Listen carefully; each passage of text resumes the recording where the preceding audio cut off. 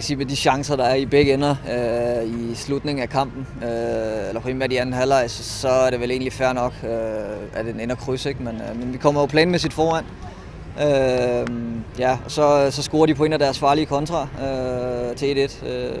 Ja, så kommer vi lidt skidt ud til anden halvleg. De får et hurtigt mål, og så ved vi, det er op ad bakke, og vi får lov til at spille ned mod den mur, der står dernede, og vi ved, at de har nogle raketter op foran, der bare ryger afsted, og som er gode til at finde hinanden, og som også viser det flere gange, ikke? Vi får så scoret til 2-2, og jagter egentlig også, hvad kan man sige, sejren, og har et par gode muligheder. Jeg selv inklusive, og Petri har et hovedstød, ikke? Så ja, vi kunne selvfølgelig godt have vundet kampen, men vi kunne omvendt også have tabt den. De har også et par store kontrachancer. Godt målmandsspil i begge ender. Ja, det vil jeg sige.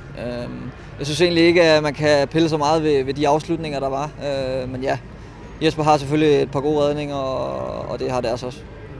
Du scorer selv vores andet mål og laver sidst til det første. Man må sige, du har ramt en god stime her i foråret.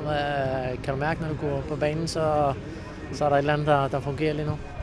Ja, vi kan. Altså, hvad kan man sige? Det vigtigste er, at vi fungerer som hold og bliver ved med at skabe chancer. Det er det, jeg lukrerer på. Og så har jeg spillet en del kampe sammen med de her drenge nu, så jeg ved, hvad de gør i de forskellige situationer. Det kommer selvfølgelig mig til gode. Hvad tænker du sådan nu? Der er ikke så mange kampe tilbage af sæsonen. Altså, det er jo stadig sølvet, vi går efter, men hvad kampen i dag var vel ikke sådan helt...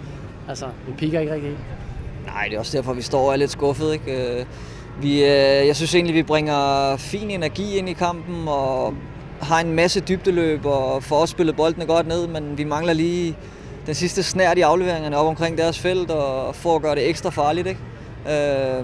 Så ja, og så et par gode redninger fra deres keeper gør jo også, at vi ikke får 3 point, kan man sige.